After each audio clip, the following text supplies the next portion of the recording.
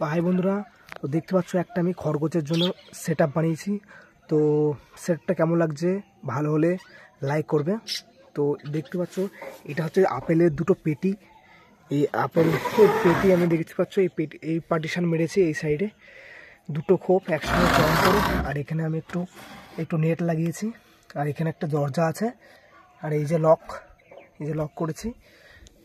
আর এর মধ্যে দুটো খরগোশ আরামসে থাকতে পারবে। আর এই যে আমার খরগোশরা সব এখানে চলে এসছে আমার কাছে, দেখতে পাচ্ছ। তো এরা সব এই খোপে থাকে।